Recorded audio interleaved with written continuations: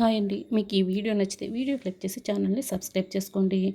భూమిని తలుచుకుంటూ భూమి గురించే గగన్ ఆలోచిస్తూ ఉంటాడు. అప్పుడే చరణ్ అక్కడికి వస్తాడు. "అన్నయ్య, నీకొక బ్యాడ్ న్యూస్ అన్నయ్య" అని అంటాడు. "నాకు ఆల్రెడీ తెలుసు. అమ్మ చెప్పింది.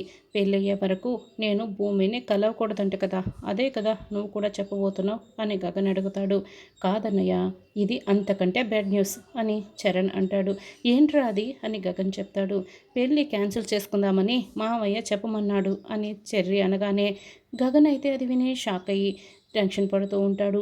"భూమిని కొట్టబోయావని మామయ్యకి విషయం తెలిసింది.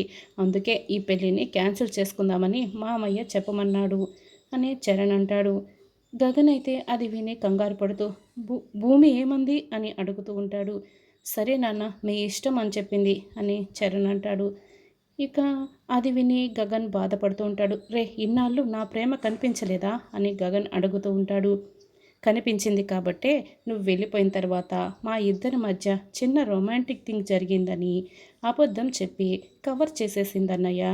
భూమి నిజం చెప్పుంటే ఈ పాటికి ఏం జరిగి ఉండేదో నీకు అర్థం కావటానికే పెళ్ళి ఆగిపోయిందని నీకు అబద్ధం చెప్పాను" అని చరణ్ అంటంతో, "ఇది అబద్ధమా" అని గగన్ ఇక కాస్త సంతోషపడుతూ ఉంటాడు. "మా నాన్న చేతుల మీదుగా పెళ్ళి జరగాలి అని భూమి అడిగిందే అనుకో, దానికి కొట్టేయాలా అన్నయ్య" అని చెర్రి నిలదీస్తూ ఉంటాడు. గగన్ అయితే తను చేసిన తప్పుని తెలుసుకొని భూమి గురించి ఆలోచిస్తూ ఉంటాడు, బాధపడుతూ ఉంటాడు. "నువ్వలా కొట్టబోయినందుకు భూమి చాలా బాధపడుతుందన్నయ్య" అని చరణ్ అనటంతో, "అవును, నేను చేసింది తప్పే, అలా చేసి ఉండకూడదు" అని వెంటనే గగన్ భూమికి ఫోన్ చేస్తూ ఉంటాడు.